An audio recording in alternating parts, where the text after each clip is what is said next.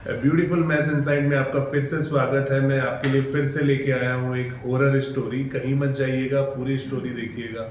दोस्तों, कहानी शुरू करने से पहले आपसे एक छोटी सी गुजारिश है। अगर आपको कहानी अच्छी लगे तो वीडियो को लाइक करें और चैनल को सब्सक्राइब जरूर करें ताकि हमारी नई कहानी आप तक आसानी से पहुंच सके। दोस्तों, आज मैं आपके लिए एक डायन और एक अघोरी की बहुत ही भयानक कहानी लेके आया हूं, जिसे सुनकर आपको पल पल डर का एहसास होने वाला है। प्राग ज्योतिषपुर में तरह तरह के अघोरी, तांत्रिक, मांत्र, डायन और प्रेत अपनी अपनी साधना में लगे रहते हैं। इस तंत्र मंत्र के गढ़ के आसपास भी कोई साधारण इंसान नहीं भटक सकता। आम इंसान तो यह कल्पना तक नहीं कर सकता कि उस भयंकर प्रदेश में कैसी कैसी भयानक और दिल दहला देने वाली घटनाएं होती हैं। आज से लगभग 5 दशक पूर्व इसी प्राग ज्योतिष पुंभ एक छोटा सा गांव था। रणकपुर की कुल आबादी मुश्किल से 500 के लगभग थी, जहां रहने वाले सीधे सरल लोग जंगल में मिलने वाली वनोपज जमा करके और छोटे मोटे शिकार करके अपना जीवन बसर करते थे। ना आपस में वे कभी लड़ते झगड़ते थे और ना कभी उनमें कोई बहसाबाजी या झंझटबाजी होती थी। गांव में ना बिजली थी, ना आधुनिक जमाने की दूसरी चीजें थी। शाम ढलते ही सारे गांव वाले अपनी अपनी झोपड़ी के आगे आग जला के रख देते, जिससे रात बेरात कोई जंगली जानवर अचानक ही उनकी झोपड़ी का दरवाजा तोड़कर अंदर ना घुस आए। कभी कभी जब मौसम सुहाना हो जाता तो गांव के बीचों बीच बने खुले मैदान में सारे गांव वाले जमा हो जाते। फिर गोल घेरे के बीच में आग जलाकर सब बड़ी देर रात तक मस्ती से झूमते हुए नाचते गाते थे। इस छोटे से प्यारे रणकपुर गांव के मुखिया थे सरवन जी। 45 वर्ष के सरवन जी एकदम मजबूत कद काठी और दबंग स्वभाव के थे। हमेशा अपने गांव के लोगों की सुरक्षा की फिक्र में लगे रहते। उनका हुक्म पूरे गांव के लोग मानते थे, साथ ही हर कोई उनका बहुत सम्मान करता था। सरवन जी की बीवी शांति और उनकी दोनों बेटियां राजुली और केतकी भी बाकी गांव वालों के साथ एकदम मिलजुल के रहती थीं। 12 बरस की राजुली अपनी सहेलियों मंदा और योगिनी के साथ ही हमेशा घुमा फिरा करती थी। वहीं राजुली की छोटी बहन 7 बरस की केतकी को तो बस हमेशा अपनी माँ शांति के आसपास ही रहना अच्छा लगता था। बरसात का मौसम अब खत्म हो चला था और हल्की हल्की ठंड पड़नी शुरू हो चुकी थी।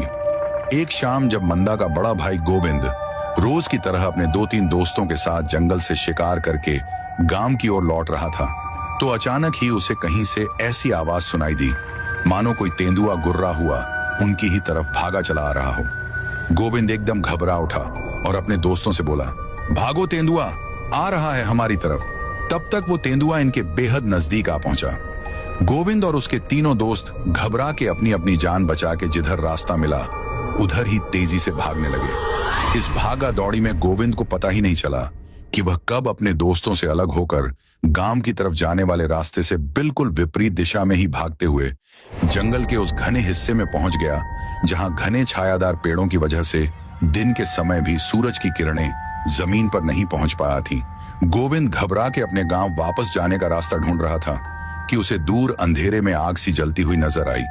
वह उस आग की तरफ ही धीरे धीरे जाने लगा, लेकिन जब उस आग के करीब पहुंचा तो वहां आग जलाए बैठी हुई कुछ तंत्र क्रिया कर रही एक भयानक सी शक्ल वाली औरत को देख वह बुरी तरह से डर गया और पलट के अंधाधुंध भागते हुए वह आखिर किसी तरह अपने गांव पहुंच ही गया। लेकिन डर के मारे गोविंद की तो बोलती ही बंद हो गई थी। तेज बुखार में तपने लगा था वह। उस दिन के बाद से गोविंद ने तो गांव के बाहर निकलना ही छोड़ दिया था। वह बस चुपचाप घर में ही पड़ा रहता। जिस भयंकर शक्ल वाली औरत को गोविंद ने उस घनघोर जंगल में एक बड़े से सूखे पेड़ के नीचे धधक अग्निकुंड के सामने आंखें बंद करे बैठे देखा था, वह दरअसल उस काल क्षेत्र की भयंकर डायन हिडिंबा थी। अपना तप करते हुए डायन हिडिंबा बड़े ही अजीब से शब्द बोलते हुए अपने सिर के कंटीले तारों जैसे बालों को एक एक करके तोड़ तोड़ के सामने धधक अग्निकुंड में डालती जा रही थी। धीरे धीरे अग्निकुंड की धधकती हुई आग का रंग बदलता जा रहा था और फिर जैसे ही डायन हिडिंबा ने अपने सिर से बालों का एक बड़ा गुच्छा ही खींच के तोड़ के उसे अग्निकुंड में डाला, तो एकदम से उस अग्निकुंड से निकलती ज्वाला का रंग गहरा लाल हो गया। साथ ही उस सूखे हुए पेड़ के ऊपर अचानक ही जाने कहां से ढेरों ढेर चमगादड़ उड़ उड़ के आकर लटकने लगे। अब डायन हिडिंबा की भयानक कर्कश आवाज के साथ ही साथ उन महाभयंकर चमगादड़ के किकिया की भी तेज आवाज उस निस्तब्ध शांत वातावरण में गूंजने लगी। डायन डिम्बाब उठक खड़ी हो गई और दोनों हाथ हवा में लहराते हुए कुछ विचित्र सा मंत्र पढ़ने लगी। साथ ही वह उस अग्निकुंड के चारों तरफ झूमती हुई नाच भी रही थी। करीब 7-8 मिनट बाद उस शांत निस्तब्ध वातावरण में अचानक ही एकदम हलचल सी होने लगी। जमीन पर पड़े हुए सूखे पत्ते एकदम से हवा में उड़ने लगे और साथ ही उस अग्निकुंड की ज्वाला भी बहुत तेज भड़कने लगी। लेकिन डायन हिडिंबा इन सब से बेखबर पूरी तन्मयता से मंत्र पढ़ती हुई उस अग्निकुंड के चारों तरफ चक्कर लगाए चली जा रही थी और फिर अचानक ही अग्निकुंड की ज्वाला एकदम से बुझ गई। हवा में उड़ते हुए सूखे पत्ते भी वापस खामोशी से नीचे जमीन पर चले आए। कुछ ही सेकंड में डायन हिडिंबा ने भी मंत्र पढ़ना बंद कर दिया और वह नीचे जमीन पर घुटनों के बल बैठकर अपना सिर किसी लट्टू की तरह गोल गोल घुमाने लगी। और फिर देखते ही देखते उस अग्निकुंड के अंदर सरसराहट सी हुई और बड़ा ही विचित्र और डरावना सा दिखने वाला एक नेवला अनुमा जीव उस अग्निकुंड के अंदर से निकला और बिच्छू की तरह लपक हुए वह सीधे डायन हिडिंबा की गर्दन पर सवार हो गया। उस नेवले ने हिडिंबा की गर्दन को अपने पंजों में पूरी तरह से जकड़ लिया और फिर अपने नुकीले दांत बाहर निकाल के हिडिंबा की गर्दन पर गड़ा दिए। नेवले के दांत गड़ा ही हिडिंबा के मुंह से एक ऐसी दर्दनाक चीख निकली मानो कोई बड़ी बेदर्दी से उसका गला रेत रहा हो। हिडिंबा के चीखने से उस नेवले ने और भी ज्यादा जोर से अपने दांत उसकी गर्दन में गड़ा दिए। फिर एक अजीब और गरीब सी बड़ी ही विचित्र सी हीन ही की आवाज निकालने लगा। हिडिंबा अब दर्द से तड़पती हुई नीचे जमीन पर लौटने लगी। तभी पेड़ पर बैठे चमगादड़ पेड़ पर से उतर उतर के नीचे जमीन पर लौटती हुई हिडिंबा के चारों तरफ बैठ गए। कुछ ही देर में वह सारे चमगादड़ भयंकर सी आवाज में कीक आते हुए ऐसे पंख फड़फड़ाने लगे जैसे उन्हें कोई बाहरी ताक ऐसा करने का आदेश दे रही है। तभी हिडिंबा की गर्दन पर सवार नेवला अब धीरे धीरे गर्दन से ऊपर सरकते हुए उसके चेहरे से होता हुआ हिडिंबा के सिर के ठीक बीचों बीच जम के बैठ गया। फिर उस नेवले ने अपनी जीभ निकाली और अजीबो गरीब सी आवाज में मिमिया हुए कुछ कहने लगा। हिडिंबा ने जब नेवले को मिमी आते हुए सुना तो वह एकदम भयंकर आवाज में गरजती हुई बोली, हे महाबल, हे शक्ति के स्वामी, मुझे शक्ति दो, ऐसी शक्ति दो, मैं इस संसार में सबसे शक्तिशाली बनना चाहती हूँ। बोलो महाबल, मेरी यह इच्छा पूरी करोगे ना? वह नेवला अचानक हवा में उछला और फिर वापस बुझे हुए उस अग्निकुंड के अंदर कूद गया। फिर देखते ही देखते वह एकदम विशालकाय जीव में बदल गया। फिर अपना बड़ा सा सिर हिलाते हुए बोला, यह सब इतना आसान नहीं है। अगर तुम महाशक्ति हासिल करना चाहती हो तो फिर उसका तो बस एक ही उपाय है। बहुत जल्द ही काली अमावस्या की रात आने वाली है। इस रात से शुरू करके लगातार 5 रात तुम्हें एक नन्ही कुंवारी लड़की की बलि चढ़ाने होगी। उसके बाद ही स्मशान चंपा तुम पर प्रसन्न होगी और तुम्हें महाशक्ति का वरदान देगी। कर पाओगी तुम यह कठिन काम? इस बलि अनुष्ठान की शुरुआत तुम्हें महानिशा की काल रात्रि से करनी होगी। उस काल रात्रि के आने में मैं सिर्फ 4 ही दिन बचे हैं। जब वह काल रात्रि आएगी तब तुम्हें एक बहुत ही कठोर अनुष्ठान करना होगा। हो सकता है इस अनुष्ठान को करने में तुम्हारी जान ही चली जाए, लेकिन अगर यह महाअनुष्ठान तुमने सही तरीके से पूरा कर लिया तो फिर आगे का सारा काम तुम बड़ी आसानी से पूरा कर लोगी। पहले तुम्हें एक ऐसी कुंवारी लड़की का इंतजाम करना होगा जिसका जन्म भी इसी काल रात्रि में हुआ था, क्योंकि पहली बलि जिस कन्या की दोगी वो बलि तभी स्मशान चंपा को स्वीकार होगी जब वह कन्या भी खुद काल रात्रि में ही जन्मी हो। डायन हिडिंबा खुशी से हाथ जोड़ती हुई गर्जी, हाँ मैं जरूर करूंगी। यह काम चाहे कुछ भी हो जाए, पर मैं शक्ति हासिल करने के लिए स्मशान चंपा को प्रसन्न करके ही रहूंगी। बस मुझे अब कहीं से भी एक ऐसी लड़की ढूंढनी है जो महानिशा की काल रात्रि में पैदा हुई थी। डायन के ऐसा कहते ही अग्निकुंड से निकला जीव दोबारा नेवला बन के उसी अग्निकुंड के अंदर कूद गया और उस जीव के कूदते ही अग्निकुंड की धधकती आग एकदम से बुझ गई। अग्निकुंड की आग बुझते ही हर तरफ घोर अंधेरा और सन्नाटा छा गया। डायन हिडिंबा कुछ देर तो अपनी ही जगह पर बैठी रही, फिर अचानक ही उठ के वह खुशी के मारे झूमते हुए जोर जोर से भयानक नृत्य करने लगी। उसकी खुशी का कोई ठिकाना ही नहीं था, क्योंकि जिस महाशक्ति को पाने की लालसा डायन के अंदर बरसों से मचल रही थी, उस महाशक्ति को प्राप्त करने का उपाय उसे मिल गया था। अब तो उस डायन को इंतजार था उस काली अमावस्या की रात्रि का, जब उसे वह कठिन अनुष्ठान शुरू करना था। महासिद्धि पाने की लालसा में पागल हो रही डायन हिडिंबा ने अब महातंत्र निशा को किए जाने वाले अनुष्ठान की तैयारियां शुरू कर दी। अनुष्ठान में लगने वाली सारी सामग्रियों को मंगाने के लिए हिडिंबा ने अपने पुराने सेवक कालकूट को बुलवाया। कालकूट एक बड़े पत्थर के आकार का भयानक बिच्छू था। कालकूट हमेशा अलग अलग तांत्रिक सिद्ध पीठ में जाके वहां की खास तांत्रिक विधियों का पता लगाता और फिर उन सब के बारे में हिडिंबा को बता देता। इस महानिशा की काल रात्रि को किए जाने वाले महाअनुष्ठान के बारे में भी कालकूट ने ही हिडिंबा को बताया था। कालकूट ने हिडिंबा के सामने आते ही अपने पंजों से थोड़ी मिट्टी खुरचन आराम से रेंगता हुआ आगे बढ़ के वह हिडिंबा के पैर पर चढ़ गया। हिडिंबा ने नीचे झुक के कालकूट को अपने हाथ से पकड़ के उठाया और फिर उसे अपनी लंबी चौड़ी हथेली पर बैठा के उससे बोली, तुमने पहले तो मेरे लिए कई काम किए हैं, लेकिन अब जो काम तुम्हें करना है वह ऐसा काम है जिसमें कामयाबी मिलते ही मैं इस पूरे काल क्षेत्र की स्वामिनी बन जाऊं। तुमने ही मुझे महातंत्र निशा के महाअनुष्ठान के बारे में बताया था, लेकिन अब इस अनुष्ठान को करने के लिए मुझे प्राग ज्योतिपुर के तंत्र पीठ की वह सिद्ध माला चाहिए जो वहां काल भैरव की मूर्ति के गले में पड़ी हुई है। उस माला को पहन के जब मैं अनुष्ठान शुरू करूंगी तो फिर दुनिया की कोई भी ताकत मुझे अनुष्ठान पूरा करने से नहीं रोक पाएगी। हिडिंबा की बात सुनते ही कालकूट ने खरखराहट भरी आवाज में कहा, काल भैरव के गले में पड़ी माला निकाल के यहाँ तुम्हारे पास लेकर आना तो बहुत ही मुश्किल काम है। काल भैरव की मूर्ति के तो आसपास भी कोई जाता है तो उस मूर्ति से निकलने वाली आग उसे जला के राख कर देती है। हिडिंबा एकदम से चिल्लाई, मुझे वह माला चाहिए ही चाहिए, बिना उस माला के मैं अपना अनुष्ठान पूरा नहीं कर पाऊंगी। कालकूट एक एक शब्द पर जोर देते हुए बोला, अगर सच में वह माला तुम्हारे लिए इतनी ज्यादा जरूरी है तो फिर उस माला को लाने का काम तुम कंकाली प्रेत को सौंप दो। सिर्फ वही एक है जो सिद्ध माला को तुम तक ला सकता है। हिडिंबा हैरत से बोली, कंकाली प्रेत? लेकिन वह क्यों मेरे कहने से कुछ करेगा? वह तो मेरा सबसे बड़ा शत्रु है, दिन रात मुझे और मेरी शक्तियों को खत्म करने की साजिश करता रहता है।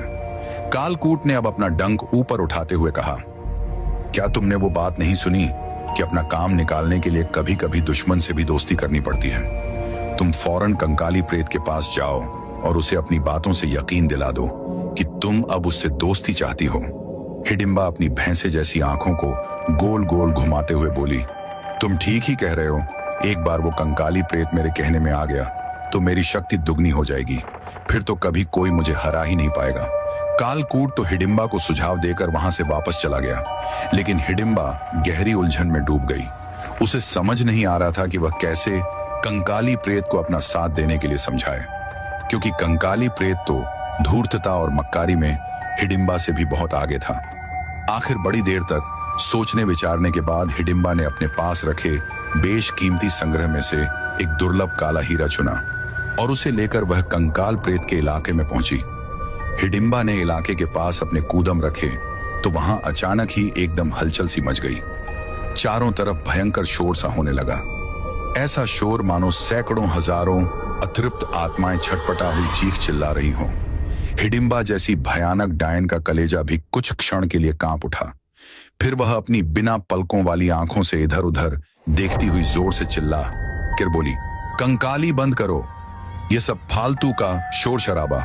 मैं यहाँ एक बहुत ही जरूरी काम के सिलसिले में आई हूँ, इसलिए जल्दी से मेरे सामने आ जाओ, बात तुम्हारे फायदे की ही है। कंकाली प्रेत ने जब हिडिंबा की बात सुनी तो वह कुछ पल के लिए हैरत में पड़ गया, क्योंकि हिडिंबा से उसकी दुश्मनी किसी सांप नेवले की दुश्मनी से कम नहीं थी।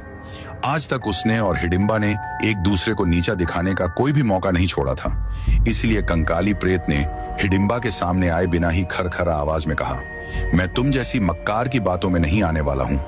लगता है तुम्हें कहीं से कोई शक्तिशाली मर्क हथियार मिल गया है, जिसकी मदद से तुम मेरा खात्मा करने के लिए ही यहाँ आई हो।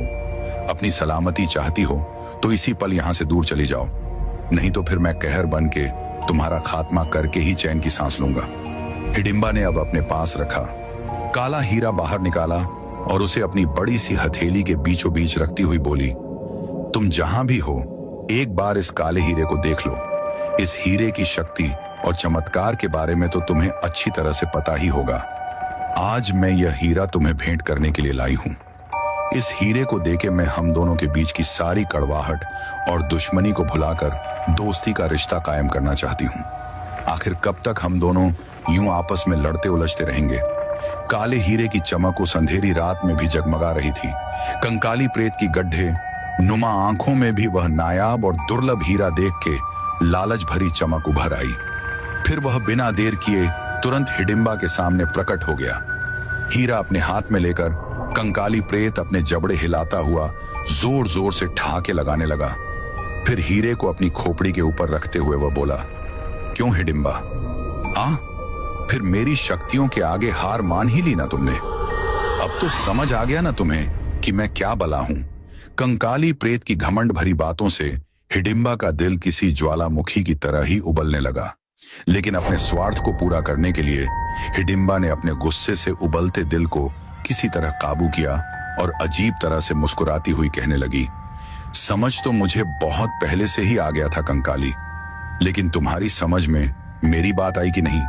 कंकाली प्रेत रूखाई से बोला, किस बात के बारे में कह रही हो? तुम साफ साफ बात करो। ऐसी घुमा फिरा के बात करने से सिर्फ समय बर्बाद होता है। हिडिंबा ने अपने दिल में उबलते गुस्से को दबाते हुए नरमी से बोली, देखो कंकाली, हम दोनों ही कई बरसों से इस जंगल में रह रहे हैं। अब तक हमने आपस में लड़ झगड़ के अपना समय और सुकून दोनों ही नष्ट किया है। लेकिन अब बहुत हुआ। अब हमें अपनी यह दुश्मनी भुला के दोस्त बन जाना चाहिए। इसमें हम दोनों का ही फायदा है। फिर यह भी सोचो, हम दोनों की शक्तियां जब एक हो जाएंगी तो हम लोग क्या कुछ नहीं कर सकेंगे। कंकाली ने कुछ पल सोचने के बाद कहा, ठीक है, चलो मैं मान भी लूं ये बात, लेकिन यह सब तुम्हें आज ही क्यों सूझा? क्या आज से पहले तुम्हारे अक्ल पर किसी ने ताला लगाया हुआ था?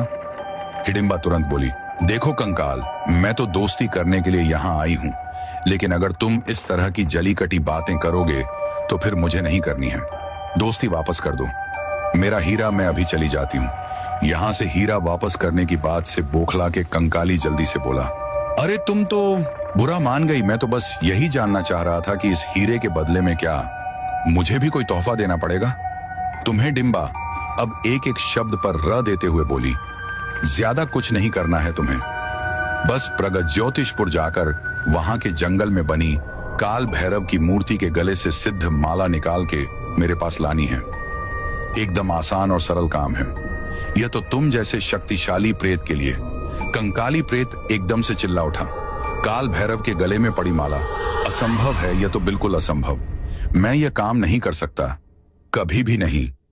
लेकिन हिडिंबा ने कंकाली प्रेत का इनकार सुनते ही जोर देते हुए कहा, ये कैसी कमजोर लोगों की जुबान बोल रहे हो तुम कोई मामूली नहीं बल्कि कंकाली प्रेत हो, असीम ताकत के स्वामी हो। तुम काल भैरव के गले में पड़ी माला तो तुम चुटकी बजाते ही ले आओगे। तुम्हारे लिए कौन सी मुश्किल बात है ये भला? या फिर तुम सचमुच ही अंदर से एकदम डरपोक और कायर हो, जो काम शुरू करने से पहले ही हार मानकर बैठ गए? कंकाली प्रेत कुछ पल के लिए खामोश रहा, फिर अपनी पसलियों पर उंगलियां फेरते हुए विचित्र सी आवाज में बोला, देखो हिडिंबा, मैं इतना बेवकूफ नहीं हूं जितना तुम समझ रही हो। तुम्हारी बातों से मैं यह अच्छी तरह समझ गया हूं कि तुम जरूर किसी बहुत बड़े अनुष्ठान की तैयारी की फिराक में हो। काल भैरव के गले में पड़ी माला को छूने तक का साहस कोई नहीं करता। बड़े से बड़े तांत्रिक और चुड़ैल डायन भी उस मूर्ति के आसपास फटकने से भी राते हैं। हिडिंबा तुरंत कंकाली के पास आकर बोली, लेकिन तुम तो प्रेत हो। प्रेत, तुम में इतनी ताकत है कि तुम वह माला लाकर मुझे दे सकते हो। कंकाली प्रेत अब एकदम से बोला, अच्छा चलो, अगर मैं किसी तरह वह माला लेकर आ गया तो उसके बदले में मुझे क्या फायदा होगा? माला तो तुम रख लोगी और उससे मिलने वाली तमाम सिद्धियों की मालिक भी तुम बन जाओगी। तो मैं फिर क्यों व्यर्थ में अपने आप को इतने बड़े खतरे में डालूं?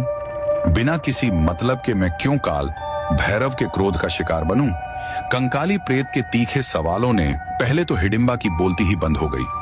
उसने तो कभी सोचा तक नहीं था कि कंकाली इस तरह से सवाल कर सकता है। हिडिंबा को तो यही लग रहा था कि जैसे ही वह काला हीरा कंकाली के हाथ पर रखेगी, कंकाली खुशी से पागल हो, उसकी हर बात को बिना सोचे समझे मान लेगा। लेकिन यहां तो कंकाली का दिमाग जरूरत से ज्यादा ही चल रहा था। फिर हिडिंबा ने अपने दिलो दिमाग की ताकत को समेट हुए बड़े ही दोस्ती भरे अंदाज में कहा, कंकाली, तुम क्या इतनी छोटी सी बात नहीं समझ पा रहे हो कि जब मैं और तुम दोनों दोस्त बन गए हैं तो क्या मेरी शक्तियां बढ़ने से तुम्हें उसका फायदा नहीं होगा? कंकाली प्रेत अब एकदम गहरी सोच में पड़ गया। तभी हिडिंबा एक एक शब्द पर जोर देती हुई बोली, जरा सोचो कंकाली, अगर मेरे पास सिद्धि आ गई तो इस पूरे काल क्षेत्र पर सिर्फ हम दोनों का ही कब्जा हो जाएगा। सिर्फ हम दोनों यहां राज करेंगे, समझे या नहीं? कंकाली प्रेत ने अब तुरंत अपनी खोपड़ी हिलाते हुए बोला, हाँ, अब मेरी समझ में आ गई। तुम्हारी बात मैं तैयार हूं, प्रगत ज्योतिषपुर जाकर वह सिद्ध माला लाने के लिए। लेकिन माला मिल जाने के बाद तुम अपने वायदे से मुकर मत जाना। जो भी सिद्धियां और शक्तियां तुम्हें मिलेंगी उसमें मेरी भी हिस्सेदारी होगी। कहीं ऐसा ना हो कि शक्तिशाली बनते ही तुम सबसे पहले मेरा ही विनाश करने की सोचने लगो। हिडिंबा ने अपने कंटीले बालों को झटका देते हुए कहा, नहीं नहीं कंकाली, ऐसी बात तुम कैसे सोच सकते हो? अगर मेरे मन में कोई खोट होती तो मैं क्या तुम्हें इतना अनमोल हीरा भेंट करती? मैं सचमुच अब तुमसे दोस्ती करना चाहती हूँ। कंकाली प्रेत कुछ देर तक बड़े गौर से हिडिंबा का चेहरा ताकते रहा, फिर अपनी खोपड़ी हिलाते हुए बोला, चलो ठीक है, एक मौका देकर देखता हूं तुम्हें। 3-4 दिन बाद प्रगत ज्योतिषपुर जाकर वह माला लाकर तुम्हें दे दूंगा। हिडिंबा यह सुनते ही चिल्लाई, 3-4 दिन बाद नहीं, तुम्हें आज और अभी के अभी रवाना होना पड़ेगा। प्रगत ज्योतिषपुर के लिए मुझे किसी भी हालत में वह माला परसों तक चाहिए ही चाहिए। कंकाली ने अपने दांत खड़खड़ाए, फिर हैरत से बोला, ऐसी भी क्या कयामत आ पड़ी है? तुम तो उस माला के लिए ऐसे तड़प रही हो जैसे कि उस माला में तुम्हारी जान बसी हो। क्या कोई खास राज छिपा है उस माला में जो तुम बताना नहीं चाह रही हो? मुझे हिडिंबा थोड़ी हड़बड़ास गई, फिर जल्दी से बोली, राज कैसा होगा? अब काल भैरव के गले में पड़ी माला कितनी सिद्धिदायक होती है, यह तो तुम्हें अच्छे से मालूम ही होगा। कंकाली प्रेत मन ही मन बुदबुदा, या कोई तो बात है जो यह डायन मुझसे छिपा रही है। खैर, मैं भी यह राज तो जानकर ही रहूंगा। आखिर मेरे गुलाम प्रेत किस दिन काम आएंगे? डायन हिडिंबा को आज ही रात प्राग ज्योतिषपुर जाने का वायदा कर कंकाली प्रेत वहां से चला गया। कंकाली प्रेत बड़ी तेजी से अपनी मंजिल की ओर बढ़ा चला जा रहा था। प्रगत ज्योतिषपुर के घनघोर जंगल के बीचों बीच बने उस सिद्ध तांत्रिक पीठ की सीमा में प्रवेश करते ही कंकाल को जैसे तेज इलेक्ट्रिक शॉक सा लगा। वह दर्द से चीखते हुए इधर उधर देखने लगा। तभी उसकी नजर उस चमकती रेखा पर पड़ी जो शायद उस तांत्रिक सिद्ध पीठ की सुरक्षा के लिए खींची गई थी। कंकाली प्रेत उस रेखा के पार ठिठक के खड़ा हो गया। फिर कुछ देर सोचने के बाद जैसे ही कंकाली ने उस सीमा रेखा को छलांग लगा के पार करना चाहा कि तेज झटका लगने से वह जमीन पर दूर जा गिरा। उसे ऐसा एहसास हुआ मानो किसी ने उसे पूरी ताकत से पीछे धकेल दिया हो। अभी कंकाली कराता हुआ किसी तरह जमीन से उठने की कोशिश कर ही रहा था कि अचानक ही एक बड़ा सा गिद्ध जैसा दिखने वाला जीव पास के ही पेड़ से पंख फड़फड़ा हुए नीचे उतरा और बिजली की तेजी से कंकाली के ऊपर झपट पड़ा। कंकाली कुछ समझ पाता या संभल पाता कि उसके पहले ही उस गिद्ध ने अपनी नुकीले पंजों और चोंच से कंकाली पर हमला बोल दिया। जाने उस भयानक गिद्ध के पंजों और चोंच में ऐसी कौन सी मारक शक्ति थी कि कंकाली प्रेत का हड्डियों से बना ढांचा भी दर्द से कराह उठा। उसने दोनों हाथों से उस गिद्ध को अपने ऊपर से हटाने की कोशिश की तो वह गिद्ध और भी मजबूती से कंकाली के ऊपर चिपट गया। कंकाली के मुंह से भयंकर कराने की आवाजें निकलने लगी। उन आवाजों को सुन के वहां के आसपास के पेड़ों पर बैठे तमाम उल्लू और चमगादड़ चौंक उठे और फिर वे सब भी दर्द से चीखते कराहते कंकाली के ऊपर झपट पड़े। कंकाली को पूरी तरह से अपने बस में करके वह भयानक गिद्ध अब अपने पंजों में कंकाली की खोपड़ी को जकड़कर ऊपर हवा में उड़ने लगा। कंकाली जोर जोर से चीखते हुए उस गिद्ध की पकड़ से अपनी खोपड़ी को छुड़ाने की पूरी कोशिश कर रहा था। कंकाली को लिए उड़ते गिद्ध के पीछे पीछे कई उल्लू और चमगादड़ भी अजीब अजीब सी आवाज में किक आते हुए ऐसे उड़ते हुए पीछे चले आ रहे थे मानो वह गिद्ध उनके मुंह से निवाला छीनकर भागा चला जा रहा हो। जल्दी ही प्रगत ज्योतिषपुर का वह शांत निस्तब्ध इलाका एकदम जबरदस्त कोलाहल से भर गया। हर तरफ ऐसा शोर होने लगा जैसे कई दिनों के भूखे गिद्धों को अचानक ही ढेर सारा भोजन मिल गया हो। एक बड़ा भयंकर गिद्ध अपने मुंह में कंकाली प्रेत की खोपड़ी दबाए ऊपर आसमान में उड़ा जा रहा था और उस गिद्ध के पीछे कई दिना उल्लू और चमगादड़ भी चीखते चिल्लाते उड़े जा रहे थे। कंकाली प्रेत ने अब तक न जाने कितने मासूमों को दर्द से तड़पा के बड़ी बेरहमी से मौत के घाट उतारा था, लेकिन जब आज खुद उसकी जान इस जानलेवा आफत में फंसी तो उसके तो होशो हवास ही गुम हो गए और वह मन ही मन डायन हिडिंबा को कोसने लगा, जिसने उसे बहका के इस भयंकर प्रदेश में भेज दिया था। उधर डायन हिडिंबा ने खुशी खुशी महात की सारी तैयारियां शुरू कर दी। उसे इस बात का पूरा यकीन था कि कंकाली प्रेत जल्द ही काल भैरव के गले में पड़ी वह सिद्ध माला लेकर आ जाएगा, जिसे पहन के वह बिना किसी विधन बाधा के अपना महाअनुष्ठान पूरा कर लेगी। लेकिन इस अनुष्ठान के लिए हिडिंबा को जिस कम उम्र लड़की की जरूरत थी, वह लड़की कहां और कैसे मिलेगी, इस बारे में हिडिंबा को बिल्कुल भी अंदाजा नहीं था। उसने अपने काल दूतों को इधर उधर आसपास के सारे इलाके में ऐसी कम उम्र लड़की की तलाश करने के लिए भेज दिया जो काल रात्रि में पैदा हुई हो। लेकिन कुछ ही घंटों के बाद हिडिंबा के भेजे सारे काल दूत सिर लटकाए निराश हो वापस चले आए। उनमें से किसी को भी ऐसी लड़की खोज निकालने में सफलता नहीं मिल पाई। उन सब सिर लटकाए निराश काल दूतों को खाली हाथ लौटे। देखते ही हिडिंबा का गुस्सा एकदम से फट पड़ा। वो बिजली की तरह तड़पती हुई चीखी, ऐसे कैसे तुम सब खाली हाथ झुला चले आए? क्या तुम में से कोई एक भी काल दूत एक ऐसी लड़की की तलाश नहीं कर पाया जो काल रात्रि में ही पैदा हुई हो? इतना भी क्या नकारापन की एक लड़की तक नहीं खोज पाए? तुम सब मिलकर हिडिंबा का खास काल दूत मक्कड़ राज अपने पंजों को कुल बुलाते हुए बोला, कम उम्र लड़कियां तो सैकड़ों मिल जाएंगी, लेकिन ऐसी कम उम्र लड़की का मिलना जो काल रात्रि के ही खास मुहूर्त पर पैदा हुई हो, कोई आसान बात नहीं है। हमने तो आसपास के ही नहीं, दूर दराज तक के इलाके छान मारे, लेकिन ऐसी कोई लड़की हमें मिली ही नहीं जो आपके अनुष्ठान में काम आ सके। हिडिंबा चिढ़ते हुए बोली, ऐसा कैसे मुमकिन है कि तुम में से किसी को भी मेरे अनुष्ठान के लायक लड़की नहीं मिली? लगता है तुम लोग अब मेरा काम करने के लायक रहे ही नहीं। जल्दी ही मुझे अपने लिए नए काल दूत ढूंढने पड़ेंगे जो मेरा हर हुक्म तुरंत पूरा करने में सक्षम हो। मक्कड़ राज ये सुनते ही फन-फना उठा। हमारे ऊपर तो उंगली उठाओ मत हिडिंबा, सच पूछो तो मुझे तो एक ऐसी लड़की के बारे में पहले से ही पता है जो तुम्हारे इस महात निशा के अनुष्ठान के लिए हर तरह से योग्य है। हिडिंबा एकदम चौंकती हुई बोली, तुम्हें पता है ऐसी लड़की के बारे में? तो फिर उसे पकड़कर अब तक यहाँ मेरे पास क्यों नहीं लेकर आए? तुम कहाँ रहती हैं वो लड़की मक्कड़?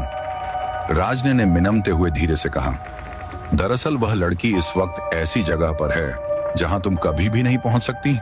अब हिडिंबा शोकड हो बोली, कहीं कहीं तुम उस रणकपुर गांव की तो बात नहीं कर रहे हो जहां के मुखिया के दादा ने अपनी सिद्ध शक्तियों से पूरे गांव के चारों तरफ सुरक्षा रेखा खींच रखी है।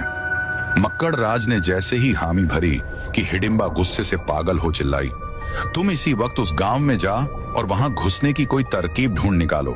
मैं जल्द से जल्द उस लड़की को अपने ठिकाने पर देखना चाहती हूँ। मक्कड़ राज कुछ दबे स्वर में बोला, यही तो उलझन है। मैं तो जब भी उस गांव की सीमा पार करना चाहता हूँ कि मेरे पैर एकदम से जमीन पर ही चिपक जाते हैं। कुछ तो मंत्र तंत्र वाली रेखा खींच रखी हुई है गांव की सीमा के चारों तरफ। हिडिंबा कुछ पल तो मन ही मन सोचती रही, फिर एक एक शब्द पर जोर देती हुई बोली, मुझे किसी भी हालत में वह लड़की अपने पास चाहिए।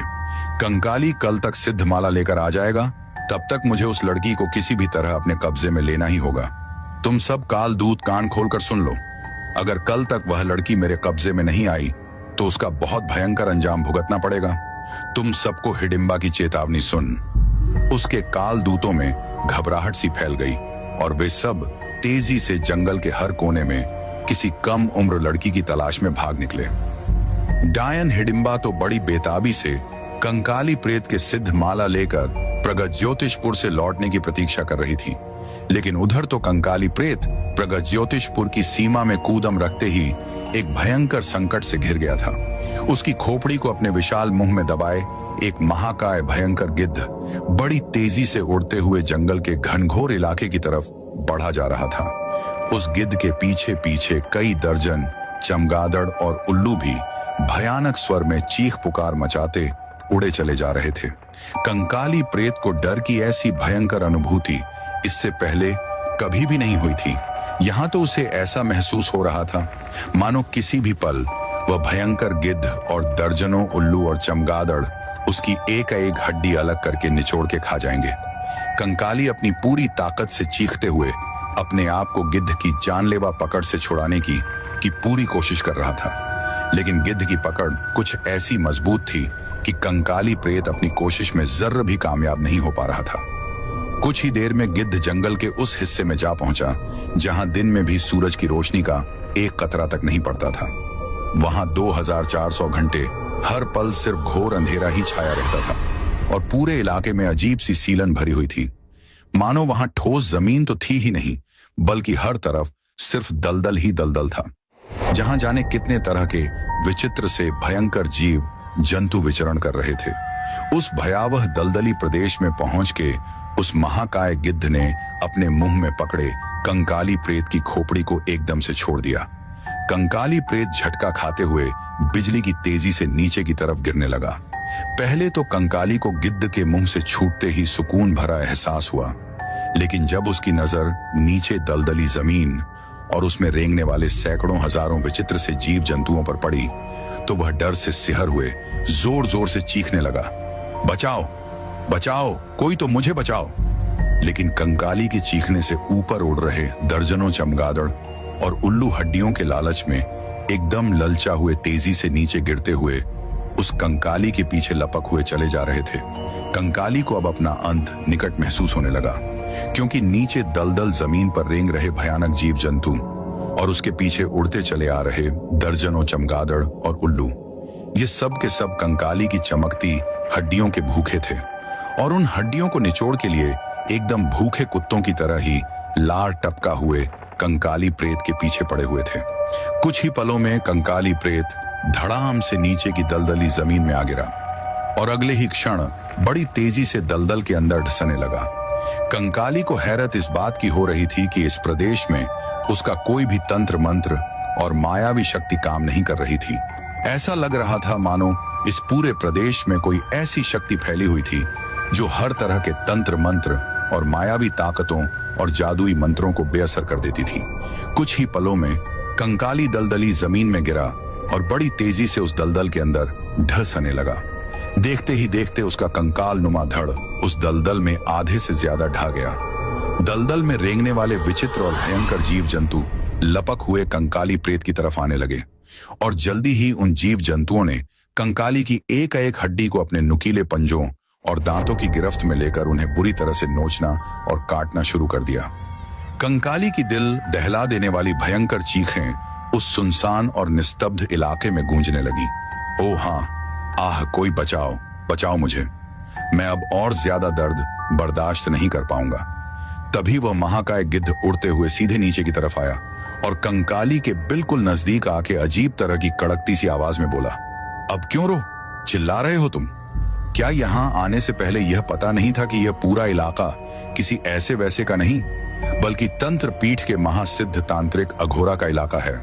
वही अघोरा जो काल भैर का महाउपासक और सर्वशक्तिमान तांत्रिक है।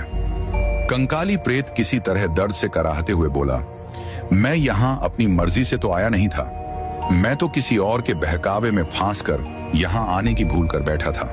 मुझे माफ कर दो और यहाँ से जाने दो, मैं कभी भी पलटकर सोर देखूंगा तक नहीं। गिद्ध ने अपनी चोंच से कंकाली प्रेत की खोपड़ी पर जोर से प्रहार करते हुए कहा, क्या तुम छोटे बच्चे हो जो किसी और के बहकावे में आ गए? क्या तुम्हें नहीं मालूम था कि महान अघोरा की तंत्र मंत्र की असीम शक्तियों की वजह से इस पूरे इलाके में किसी भी दूसरे की कोई तांत्रिक शक्ति या मायावी मंत्र काम नहीं करता, सब कुछ बेअसर हो जाता है। अघोरा की शक्तियों के आगे सब कुछ तब तक कंकाली प्रेत दर्द के मारे पूरी तरह पस्त हो चुका था। वो रोते बिलखते हुए चिल्लाया, बस एक बार मेरी जान बख्श दो, बस एक बार गिद्ध आग उगलती आवाज में बोला। अब यह फैसला तो खुद अघोरा ही कर सकते हैं, अब वही तय करेंगे कि तुम्हें एक मौका दिया जाए या नहीं। कंकाली प्रेत जब दर्द से तड़पते हुए चीखते चिल्लाते उस गिद्ध से रहम की भीख मांगने लगा तो गिद्ध ने बड़ी हिकारत के साथ उसे बताया कि यह पूरा इलाका महान तांत्रिक अघोरा का है। अघोरा की तांत्रिक शक्तियां इतनी पावरफुल थी कि इस पूरे इलाके में किसी भी और तांत्रिक मंत्रिक या डायन पिशाच वगैरह का कोई काला जादू और मंत्र शक्तियां काम नहीं आती थी। गिद्ध से तांत्रिक अघोरा के बारे में सुनकर कंकाली प्रेत एकदम गिड़गिड़ा हुए बोला, मुझे जल्दी से उस महान तांत्रिक से मिलवा दो। जल्दी जल्दी बताओ वह कहाँ मिलेगा मुझे, नहीं तो यह भयंकर जीव जंतु मेरी एक एक हड्डी को चबा के मुझे अभी के अभी खत्म कर देंगे। कंकाली प्रेत को यूं गिड़गिड़ा देख गिद्ध एकदम ठट्ठा मार के हंसने लगा। फिर दलदल में आधे से ज्यादा ढह चुके कंकाली के ढांचे को अपने चोंच से पकड़ के उठाया और उसे लेकर बड़ी तेजी से ऊपर की तरफ उड़ने लगा। कंकाली प्रेत के उड़ते ही उसकी हड्डियों पर चिपके तमाम जीव जंतु हड्डियां छोड़ के वापस दलदली जमीन पर कूद गए। कंकाली प्रेत को लिए वह गिद्ध कुछ दूर उड़ने के बाद उस जंगल के अंदर बने एक उजाड़ से टीले पर उतर गया। कंकाली को उसने अपनी चोंच से छोड़ा और वहीं नीचे एक तरफ धकेल के दूर उड़ गया। अपनी हड्डियों के ढांचे को संभालते हुए जब कंकाली प्रेत किसी तरह उठकर खड़ा हुआ तो यह देखते ही उसकी सिट्टी पिट्टी गूम हो गई कि वह इस वक्त जिस टीले पर खड़ा था वह टीला दरअसल ऊपर से नीचे तक खोपड़ से ही बना हुआ था। हजारों खोपड़ से बने उस टीले के सबसे ऊपर एक औघड़ तांत्रिक अघोरा बैठा हुआ था। कंकाली प्रेत तो खुद ही हड्डियों का चलता फिरता कंकाल था, लेकिन जब उसने जंगली भैंसे जैसे सिर वाले तांत्रिक अघोरा की भयानक आकृति देखी तो वह डर से सिहर उठा। उस भयंकर तांत्रिक अघोरा का शरीर किसी गैंडे की तरह लग रहा था और उसके अंग प्रत्यंग में जहरीले बिच्छू चिपटे गिरगिट अपना सिर हिलाते हुए चिपके थे और नाक के ऊपर चिपका था एक बड़ा सा विषय केकड़ा जो अपने पंजे कुल बुलाते हुए किसी पर भी झपट के लिए आतुर हो रहा था। कंकाली प्रेत ने किसी तरह डर से थरथरा अपने हाथों को जोड़कर विनती की, मैं यहां अनजाने में चला आया, महान अघोरा मेरी जान बख्श दो और मुझे यहां से सही सलामत वापस जाने दो। मैं वायदा करता हूं कि कभी भी दोबारा इस इलाके में कदम रखने की गलती नहीं करूंगा। कंकाली प्रेत के गिड़गिड़ा का तांत्रिक घोरा पर उल्टा ही असर हुआ। अघोरा ने अपने मोटे मोटे होठों को थोड़ा सा खोला तो उसकी नाक पर चिपका बड़ा सा केकड़ा एकदम से कुल बुलाते हुए अपने पंजे जमाता अघोरा की नाक पर और भी मजबूती से चिपक गया। अघोरा भारी भरकम आवाज में बोला, मूर्ख प्रेत, पहले तो तूने मेरे इलाके में बिना पूछे कूदम रखने की जुर्रत की, यहां आके अपनी प्रेत लीला दिखानी चाहिए और अब मुझे बहका के लिए झूठ मूठ के गिड़गिड़ा का नाटक करके मेरा वक्त और दिमाग दोनों खराब कर रहा है। अब तो मैं तुझे किसी भी हालत में नहीं छोड़ूंगा, ऐसी सजा दूंगा कि तू सैकड़ों बरस तक इस खोपड़ों के टीले के नीचे दबा रहकर असहनीय दर्द सहन करता रहेगा। कंकाली प्रेत अब एकदम रोते हुए कहने लगा, मैं तो यहाँ उस मक्कार डायन हिडिंबा के बहका में से चला आया था। अगर आपको सजा देनी ही है तो उस दुष्ट हिडिंबा को दो। मैं तो यहाँ सिर्फ उसके कहने पर बिना सोचे समझे आ गया, पर मैं अब वायदा करता हूँ अगर आपने मुझे यहाँ से सही सलामत वापस जाने दिया तो जो आप कहेंगे मैं वही करूंगा। बस एक बार मुझे माफ कर दीजिए, बस एक बार। कंकाली की बातें सुन अघोरा कुछ पल तो सोचता रहा, फिर एक शब्द पर जोर देते हुए बोला, ओह तो यह है असली वजह तुम्हारे यहाँ आने की। तुम यहाँ वह सिद्ध माला लेने आए हो, लेकिन क्या तुम्हें यह बात पता नहीं कि वह सिद्ध माला जिस काल भैरव की मूर्ति के गले में है वह काल भैरव मेरे आराध्य देव हैं। तुमने या उस दुष्ट हिडिंबा ने यह बात सोची भी कैसे कि तुम जैसे तुच्छ जीव काल भैरव के गले से माला निकाल के ले जा सकते हो। उस माला को निकालना तो दूर, उस मूर्ति के आसपास फटकने का साहस भी तुम जैसे जीव को जला के खाक करने के लिए पर्याप्त है। कंकाली प्रेत तो मारे डर के सूखे पत्ते की तरह कांपने लगा। उसके कांपने से उसके ढांचे की हर एक हड्डी खड़ताल की तरह बजने लगी। अघोरा ने अब आंखें मुंह दे ध्यान लगाया और फिर अपने दोनों हाथ हवा में लहराए। अगले ही क्षण कंकाली की खोपड़ी दो हिस्सों में बंट गई और वह दिल दहला देने वाली चीख के साथ उस टीले से उड़ता हुआ वापस अपने जंगल में आकर गिर पड़ा। कंकाली प्रेत के चीखने की दिल दहला देने वाली आवाज जब डायन हिडिंबा ने सुनी तो उसका कलेजा कांप उठा। वह फौरन समझ गई कि कंकाली प्रेत का अंत हो गया है और अब खुद उसे ही अपने दम पर काल भैरव के गले में पड़ी। वह सिद्ध माला हासिल करना होगा। बहुत सोच समझ के आखिर डायन ने फिर एक तरकीब आजमाई। वह एक कमजोर बूढ़ी औरत का रूप बना के रणकपुर गांव के बिल्कुल पास जाके एक फटा हुआ कंबल ओढ़ के लेट गई। दूसरे दिन सुबह जैसे ही गांव वाले जागे तो उनमें से कुछ की नजर कंबल ओढ़े लेटी बुढ़िया पर पड़ी। जब गांव वालों ने उस बुढ़िया को आवाज लगाई तो वह डायन कराहती हुई बोली, मैं बहुत बीमार हूं। मेरे घर वाले मुझे दूर जंगल के अंदर मरने के लिए छोड़ गए थे, पर मैं किसी तरह घिस हुई यहां तक चली आई हूं, पर अब मुझ में जरा भी ताकत नहीं है। उठ के चलने की यह सुनते ही उन गांव वालों ने तुरंत उस बुढ़िया को उठाया और उसे लेकर मुखिया के घर चले आए। मुखिया ने जब लोगों को अपने घर आए देखा तो वह अपने परिवार सहित फौरन बाहर निकल के आया और गांव वालों से सारी बात पूछने लगा। एक गांव वाले ने सरपंच जी से कहा, मुखिया जी, आपके घर के पीछे जो पुराना सामान रखने का कमरा है उसमें यह बूढ़ी माई आराम से रह जाएगी। फिर जब यह ठीक होकर अपने पैरों पर चलने फिरने लगेगी तो खुद ही अपने गांव लौट के चली जाएगी। सरपंच जी ने बड़ी खुशी से यह बात मान ली और अपनी बीवी और दोनों बेटियों को उस बूढ़ी माई का ध्यान रखने के लिए कह दिया। डायन का एक सबसे बड़ा काम तो पूरा हो गया। अब बस उसे काली अमावस्या की घोर काली रात्रि में पहली बलि देनी थी और डायन ने इसके लिए अपना शिकार भी ढूंढ लिया था। राजुली की सहेली योगिनी की छोटी बहन 5 साल की दीपलता, गोरी गोल मटोल गुड़िया सी दिखने वाली, दीपलक करने वाली दफल अक्सर ही खेलते खेलते मुखिया जी के घर में चली आती थी। एक दोपहर जैसे ही दफल आता उस घर में आई कि मौके की ताक में बैठी डायन ने तुरंत उसे खिलौने का लालच देकर अपने पास बुलाया। दपलता जब डायन के करीब पहुंची तो डायन ने उसे फौरन बेहोश करके अपने कमरे में रखे एक पुराने टूटे संदूक में बंद कर दिया। जब दीपलकड़, लेकिन वह तो कहीं मिली ही नहीं। बूढ़ी औरत बनी। डायन तो दोपहर से ही बीमारी का बहाना बना कमरे का दरवाजा बंद कर अंदर अपने अनुष्ठान की तैयारी में लगी थी। रात के 1:30 बज रहे थे और धरती से आकाश तक हर तरफ सिर्फ अंधेरे का साम्राज्य था। इस घुप अंधेरे में कहीं से भी कोई आवाज नहीं सुनाई दे रही थी। यहां तक कि रोज रात को आने वाली चमगादड़ कुत्तों और उल्लू तक की आवाजें नहीं आ रही थी।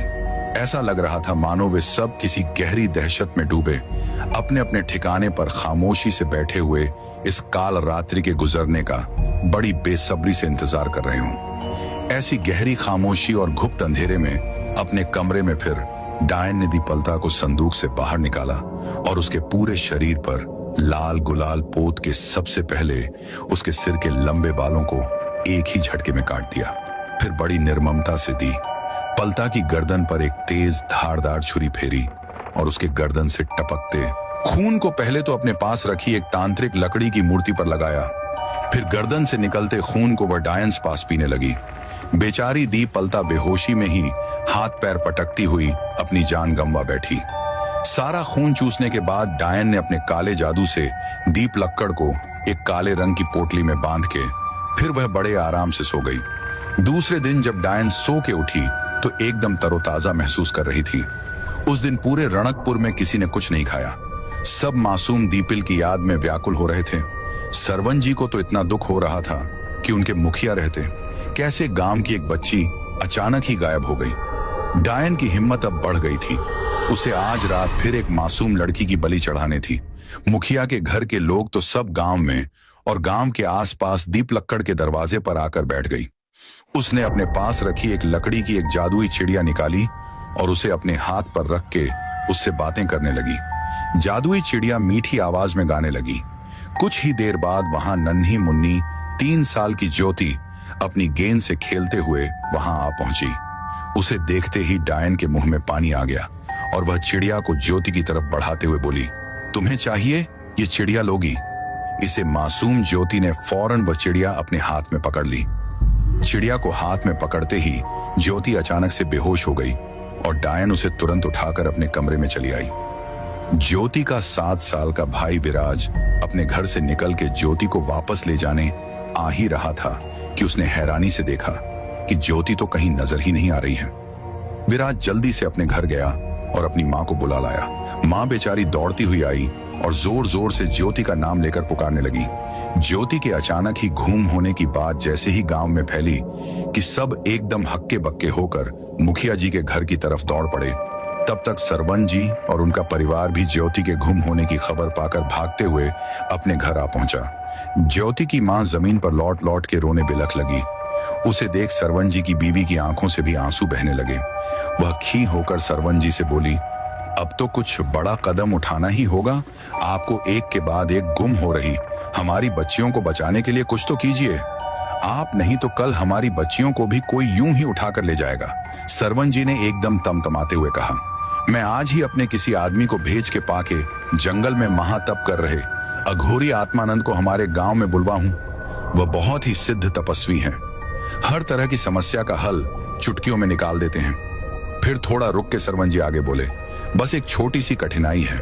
अघोरी जी कभी भी किसी गांव के अंदर पैर नहीं रखते हैं। शांति रोती हुई बोली, आप उनको अपने गांव की बच्चियों का वास्ता देकर बुलाइए, वो जरूर हमारे गांव चले आएंगे।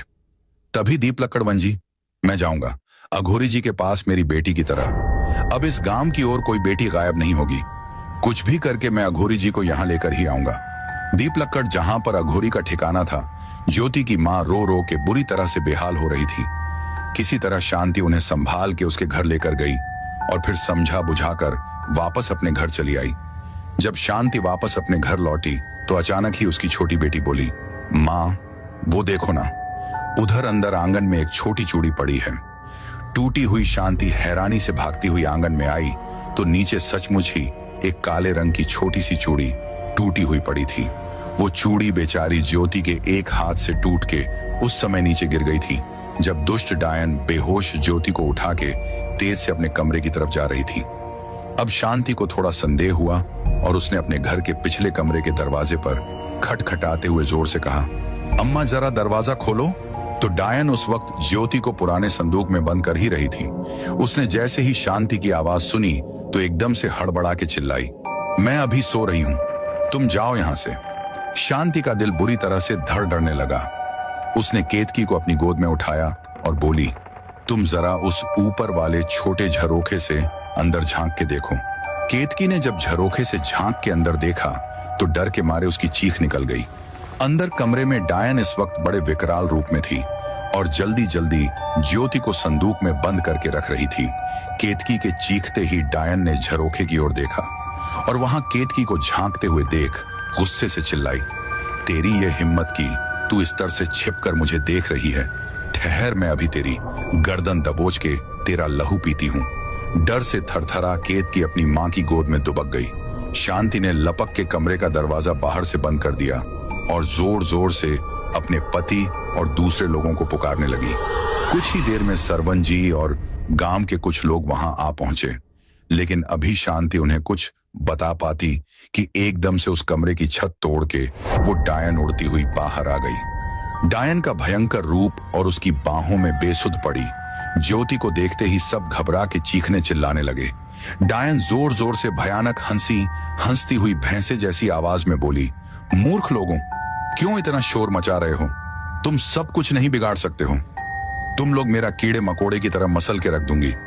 मैं सरवन जी गुस्से और हैरत से चिल्लाते हुए बोले, हमने तो तुम्हें अपने घर में पनाह दी और तुमने हमारी भलमनसाहत का यह बदला दिया, लगता है दीप लक्कड़ देने के लिए।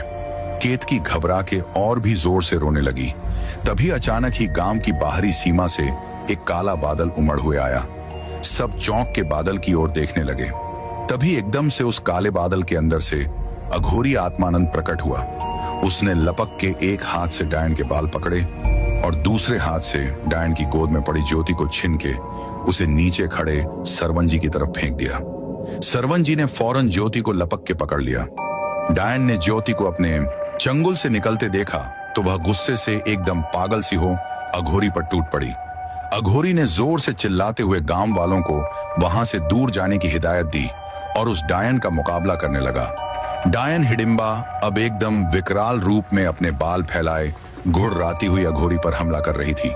डायन को ऐसे भयंकर रूप में हमला करते देख अघोरी पहले तो हैरान हुआ, फिर वह भी पूरी ताकत से डायन का मुकाबला करने लगा। डायन अपनी बड़ी बड़ी भैंसे जैसी आंखों को और भी बड़ा करती हुई गुर्रा के बोली, कौन है तू?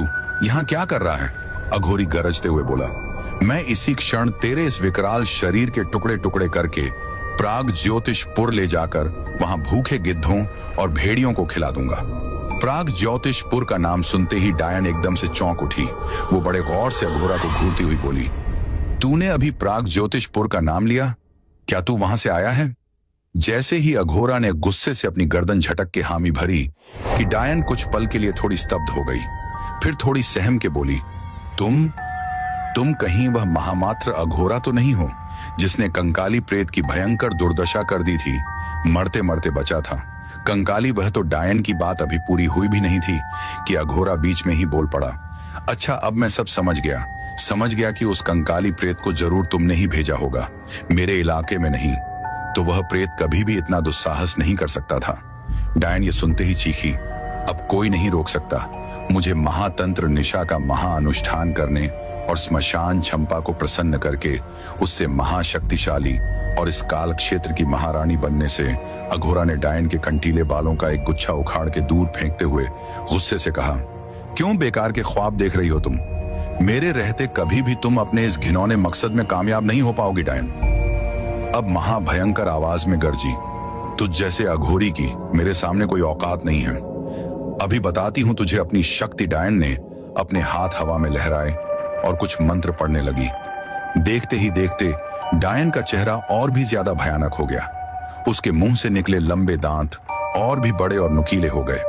डायन उस अघोरी पर किसी भेड़िए की ही तरह दांतों और अपने नुकीले नाखूनों से वार करने लगी। जल्द ही अघोरी पूरी तरह से लहूलुहान हो गया। उसकी ताकत कमजोर पड़ने लगी और वो डायन की शक्तियों से परास्त सा होने लगा। उस डायन ने अब अघोरी को जमीन पर पटक दिया और खुद भयानक आवाज में गुड़ती हुई वह सामने दिख रहे मुखिया जी के घर की ओर लपकी और उनके घर का बंद दरवाजा ठोक हुई। चिल्लाई, केतकी और ज्योति को मेरे हवाले कर दो, नहीं तो मैं इस पूरे गांव के बच्चों को मार के खा जाऊंगी। डायन ने जोर से अपने पैर की ठोकर से दरवाजा तोड़ दिया और घर के अंदर घुस के चीखते चिल्लाते हुए यहां वहां केतकी को खोजने लगी। जैसे ही उस डायन को केतकी दिखाई दी, वह लपक के उसकी ओर बढ़ी, लेकिन उसके हाथ केतकी तक पहुंच पाती कि तभी जमीन पर लहूलुहान पड़े अघोरी ने अपनी पूरी ताकत समेटी और अपने इष्ट देव काल भैरव की याद करके वह किसी जख्मी शेर की ही तरह उस डायन की ओर झपटा और डायन के संभलने से पहले ही अघोरी ने अपने पास रखी एक तेज छुरी निकाली और एक ही झटके में डायन की गर्दन धड़ से अलग करके उसे ऊपर आसमान में लेकर उड़ गया। बिना सिर की डायन का धड़ जमीन पर कुछ देर तक तड़पता रहा, फिर पूरी तरह से शांत पड़ गया। डायन के बेजान शरीर से तरह तरह के कीड़े मकोड़े निकल निकल के इधर उधर भागने लगे। पूरे गांव में एकदम दहशत सी छा गई। थोड़ी देर बाद अचानक ही डायन का सिर कटा, शरीर धू धू करके जलने लगा और चंद पलों में ही जल के पूरी तरह से खाक में मिल गया। कुछ देर बाद अघोरी वहां फिर आया और गांव वालों से बोला, अच्छा हुआ जो मैं खुद ही गांव की तरफ आ रहा था, क्योंकि मुझे आभास हो गया था कि इस गांव पर डायन की बुरी नजर पड़ चुकी है और वो कुछ तो भयंकर कारनामे को अंजाम देना चाह रही है। अगर ये डायन अपने मकसद में कामयाब हो जाती तो फिर तो पूरी दुनिया में ही तबाही मच जाती, क्योंकि यह डायन नन्ही बच्चियों की बलि देकर मेरे इष्ट देव काल भैरव के गले में पड़ी सिद्ध माला को हासिल करना चाहती थी। सरवन जी तो अपने पूरे परिवार समेत अघोरी के चरणों पर गिर पड़े। गांव वालों ने भी अघोरी को धन्यवाद कहा और उससे विनती की वो इसी तरह से उनके गांव की रक्षा करता रहे। अघोरी ने फिर अपने गले में पहनी हुई एक रुद्राक्ष की माला निकाली और उस माला को हवा में लहराते हुए वह कुछ मंत्र पढ़ने लगा। फिर माला को वापस गले में पहनते हुए अघोरी बोला, अब इस गांव के किसी भी व्यक्ति को कोई भी काली ताकत छू भी नहीं सकेगी और ना ही इस गांव के अंदर कोई बुरी शक्ति प्रवेश कर सकेगी। ऐसा करते ही वह बुरी शक्ति खुद ही जल के भस्म हो जाएगी। अघोरी को सबने फिर हाथ जोड़कर धन्यवाद दिया। दीपलता की मां बस बेचारी दोखी हो रोते हुए सोच रही थी कि काश अघोरी थोड़ा पहले आ जाता तो आज उसकी भी बच्ची जिंदा होती। इधर अघोरी गांव से वापस अपने ठिकाने पर पहुंचा और अपनी जगह पर आसन जमा के बैठ गया। अघोरी का प्यारा गिद्ध वहीं कुछ ही दूर पर अपने नुकीले पंजों में डायन का कटा सिर दबाए हुए उस पर अपनी नुकीली चोंच मार रहा था। अघोरी ने मुस्कुरा के एक बार गिद्ध को देखा और फिर अपने इष्ट देव की मूर्ति के सामने बैठ आंखें मूंदे अपनी तपस्या में लीन हो गया। तो साथियों, यह थी एक डायन और अघोरी की बहुत ही भयानक और खौफनाक कहानी। उम्मीद करता हूँ कि स्टोरी आपको पसंद आई होगी। अगर आपको स्टोरी पसंद आई है तो please like, share and comment करें। अगली वीडियो में फिर मिलेंगे। Thank you.